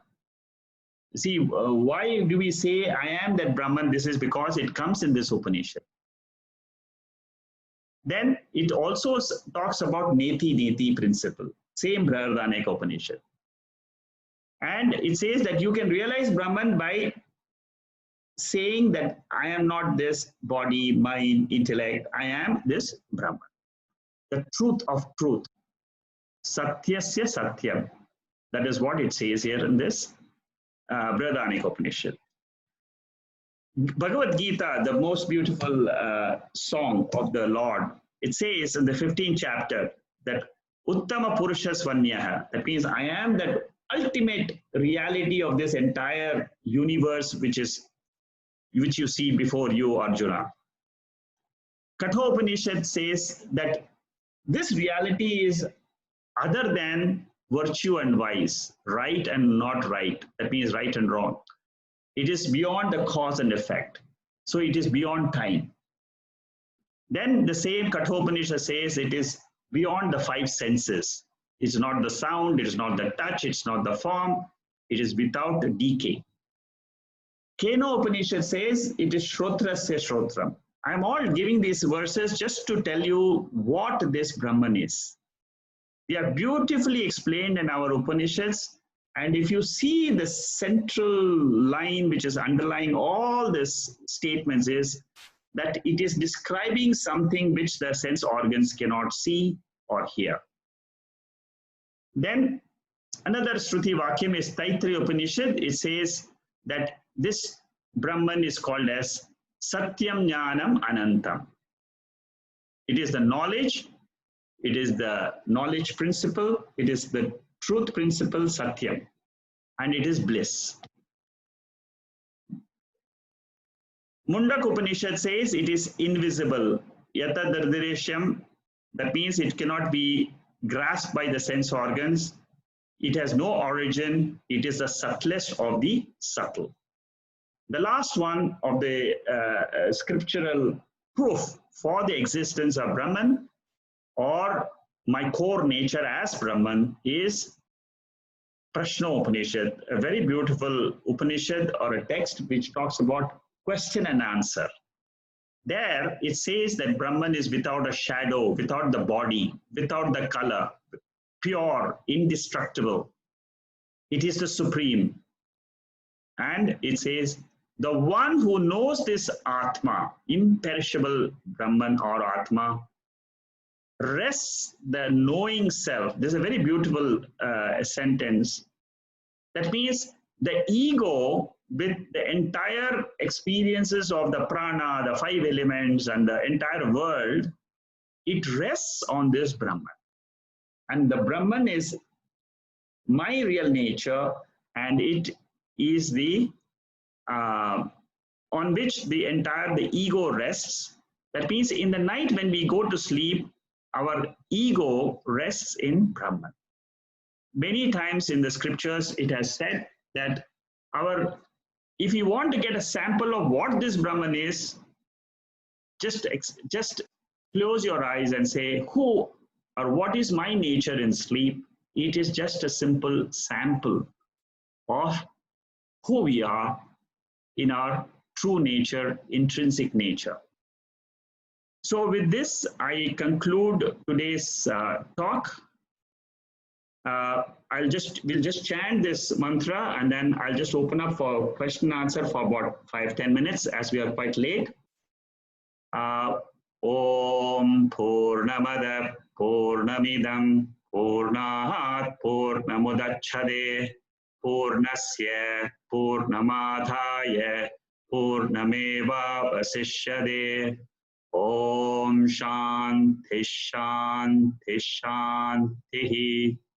Hari Om Shri Gurubhyo Namaha. Hari Om.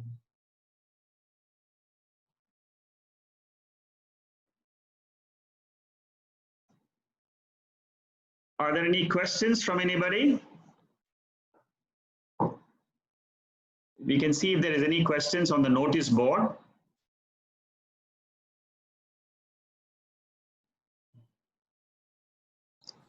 Okay, so we have some questions here. I will try to answer. By whom or how did we come to be this dual nature in a state of ignorance, as there was no punya papa in the first place? It is the price we pay for getting the highly developed human mind. Okay, it's a good question, because this question is always asked by people. How did the first karma come? Where did that first karma come? How did this ignorance come? This question is generally what the teachers who teach Brahman, they say, is this question is being asked with reference to the body, and it is being asked with reference to the mind. If you go beyond the body and the mind, then this question will not arise at all. As pure consciousness, this question is a question in ignorance.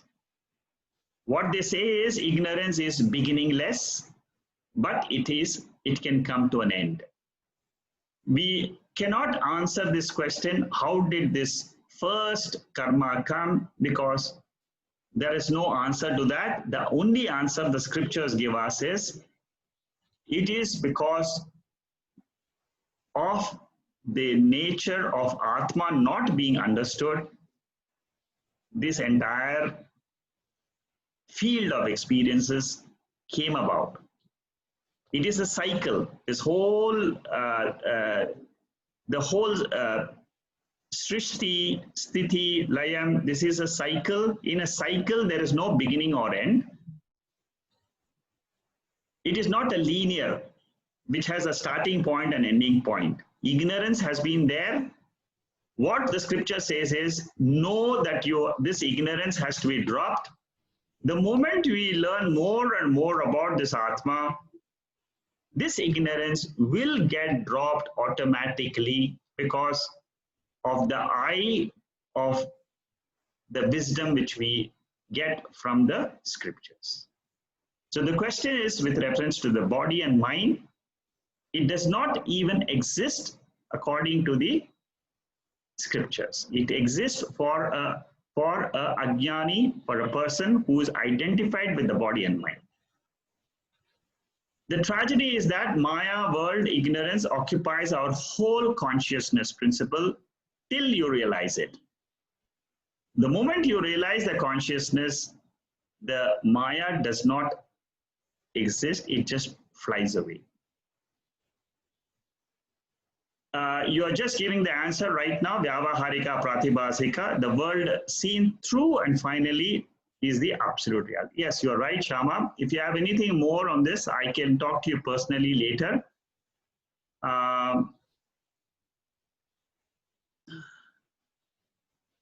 Uma is saying, I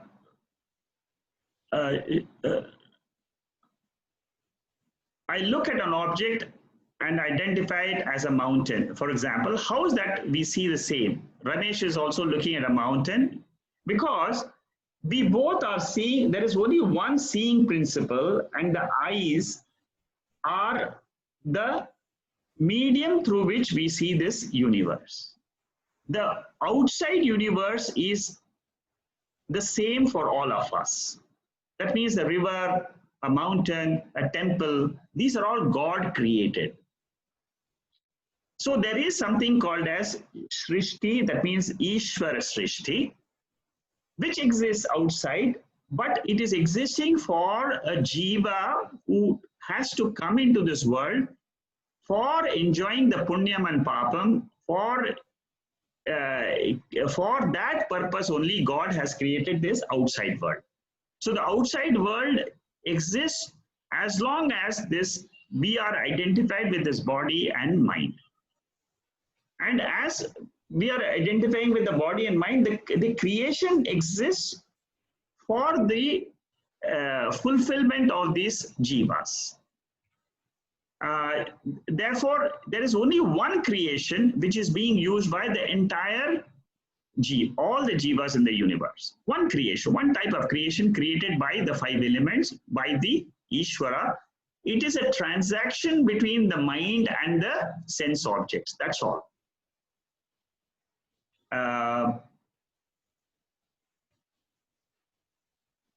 Vijaya is asking, and the questions need to log off lots of to okay.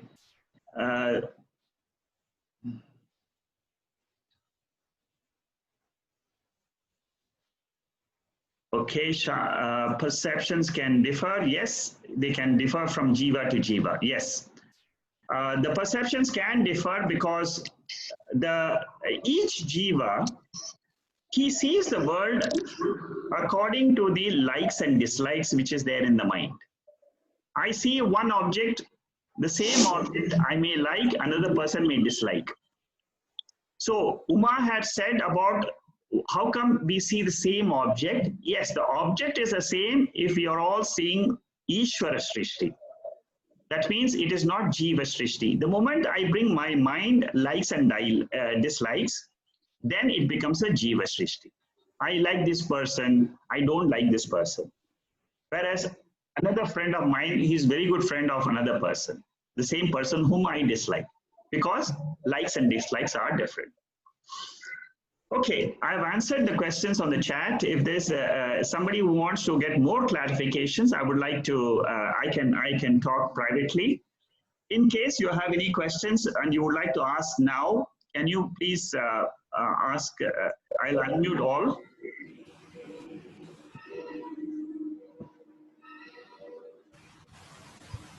I just have a question, Mr. Shekhar. Yeah, this comes back to the first question that was asked by Shamaji. Yeah.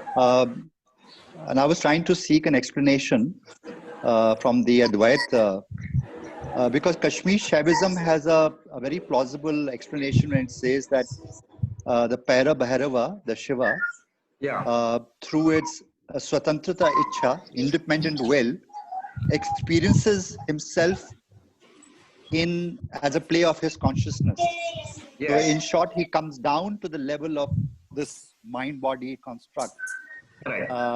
It contracts and then he sort of expands. So, you know, it's an independent will. He does it and experiences himself in himself. You know, so Kashmir Shaivism has this very good explanation that Shiva lives in you as you. You know, you are the supreme consciousness. That's correct. How would you relate that to the same question as where you say that the Brahman projects itself in this universe of the mind-body universe through the sound, the forms, and all its objects? That's his creation. Okay, so the explanation to this is basically what you are saying is it is the same, exactly the same what even Advaitam says. What it says is that this pure Brahman or the pure consciousness, which is called as the Shiva state, when it is without the world, it is called as Shiva. It is Nirgunam. Nirgunam. Shiva, when it comes with, when we see the world, it becomes not Shiva, it comes with Parvati. Parvati is the Maya principle. So the Maya principle has got a projection and it has got a veiling nature. There are two natures of the Maya Shakti. The one Shakti is the projecting. So it projects the entire universe. And the second nature is what? It veils the nature of Shiva. Yes, veils leads to Shiva. Yeah, so that means when we are in the waking state, we will never be able to say I am Brahman. Only thing is because of because we have this special knowledge of the scriptures, we can then say with the eye of the scriptures, we can say I am that Brahman. With our normal mind and intellect, nobody in the world can say I am Brahman. So it is the same consciousness which appears as all the jivas and the world. And what happens in the night when we go to sleep? The same thing is pulled back. That is why we say it is manifestation and unmanifestation. It is like a magic show. It is the power of Maya.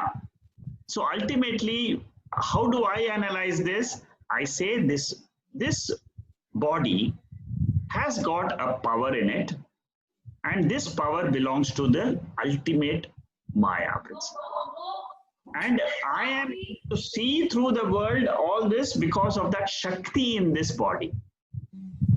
I know that there is Shakti. The moment we accept that there is this Shakti, and this Shakti is operating through this body, I am able to see the world. This Shakti can exist without this world as Shiva.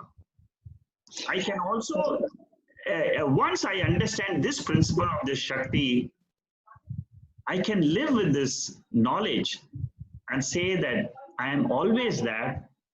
Even when transacting, I can say I am always that. The body is acting, it's okay. Mr. Shekhar, the Advait again does not talk much about Shakti as much as Shaivism does. Yes. No, I'm explaining to you a little bit more about Shakti because of your background. Yes. See, from the ultimate standpoint, it's just an appearance. It is not there. It just that it is nirguna. It is from the ultimate standpoint, from the Advaita point of view, this whole thing is just, there is only one non-dual Brahman. There is only Advaitam which exists. What is seen as seemingly existent world is only seeming existence. It is nothing. It is the substance. It has no substance in it. So this is only from the ultimate standpoint of consciousness. Not with reference to the body, because the moment we identify the body and ask the same question, you will never get an answer. You will never accept it. Yeah, I think the question was asked: why were we created in the first place? Okay, is that? Yeah, that's a good question, but unfortunately, the question is being asked from the body point of view. Yes.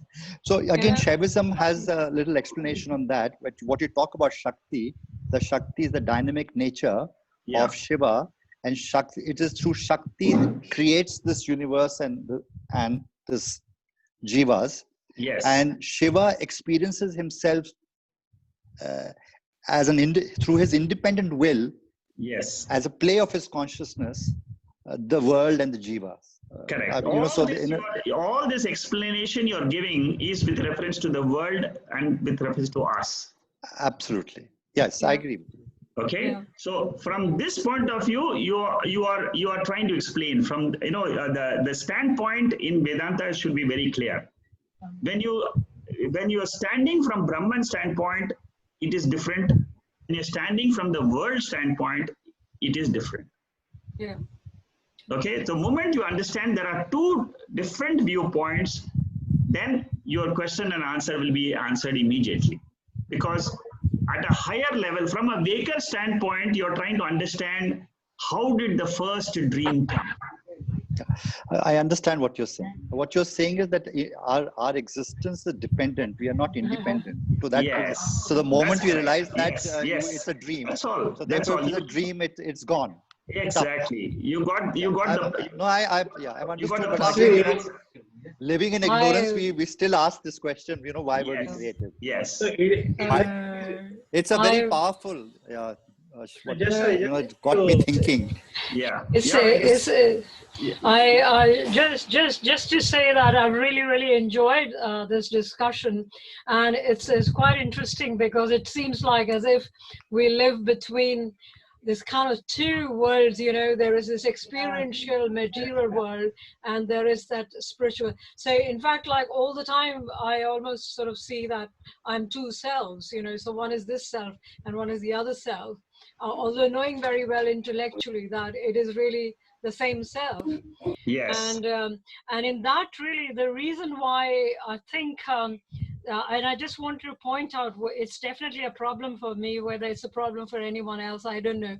This whole idea of prarabdha karma and the punya and papam, it's just so powerful and so all absorbing in terms of almost kind of saps away all your conscious energy into terms of really walking on eggshells to think, oh, am I doing right? Am I doing wrong? Yes.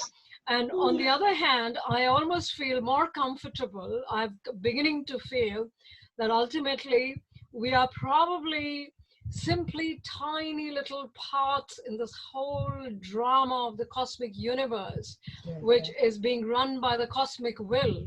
And in Yes. that, then, I'm a slightly more on a comfortable level of functioning. So I just wondered whether that would be a reasonable model to assume and live with. Yeah, I think as a starting point, you start with that model, and then I think as you pick up more and more, what happens actually, Shama, is that our intellect is something which is very not able to grasp that illusion. Yeah. You see, till our intellect becomes more pure and mature, these questions and these doubts and confusions will keep coming.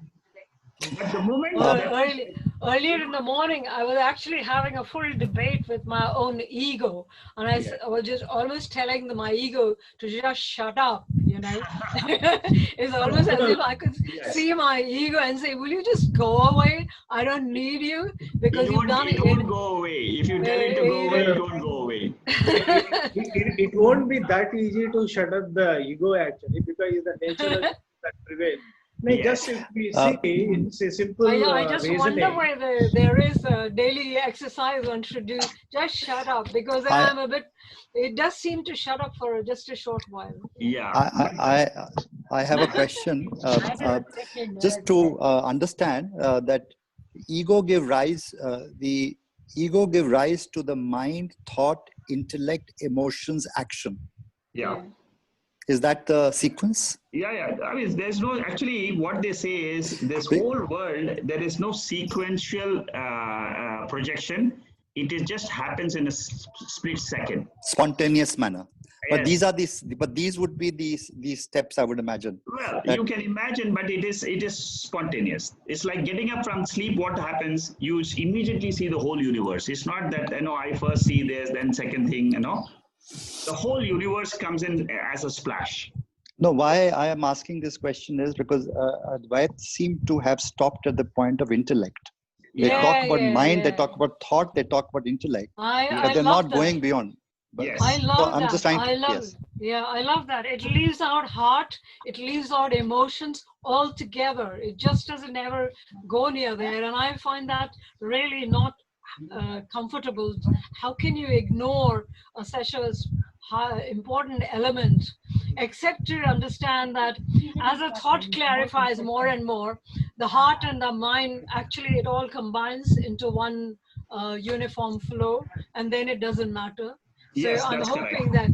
I'm hoping that with all the Vedantic knowledge, neti, till then the Brahman just seems to resonate with all the other features of your mind, and I'm happy. Yeah, it's okay. Let's live the world. Let's live in this world as the ego. We can never run away from our ego till the last breath. Yeah. Nobody can run away from the breath, because that is the law of creation. That's why we cannot deny that the mind is a part and parcel of me till the last breath. That's why, Shivji, I love Shankaracharya's, this Neti Neti Are, the other one, the Nirvana Ashtakam, where it is not this, it is not this, till you finally come to what is the final substratum. Yeah. It's wonderful. Wonderful. I just want to ask one more question. This is on Prarabdha Karma. Yes. Oh, yeah. And I was reading the Prarabdha Karma is really what they say is like a fistful of rice that you bring with you Oh my God. in this mind-body. So you bring this Prarabdha, this fistful of rice, and this is really the script which is preordained. And therefore, the destiny and free will is tied up to Prarabdha Karma, which means that, we are living in a preordained, prescripted journey in which we are, our free will are the choices that we make, but the milestones are more or less fixed. And the destiny is fixed, but the milestones may be different.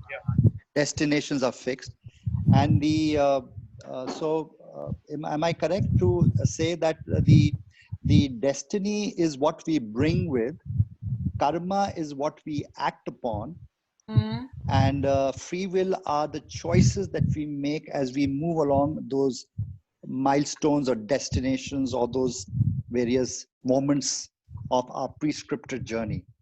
Now, I'm asking these questions because fundamentally, when we look at the entire theory, you want to relate it to your life and how you want to sort of move on both sides of the spectrum. I want to be more aware of the Brahman, but as you write, while you say that, there's no need to sort of understand this material part, but I still somehow you want to understand.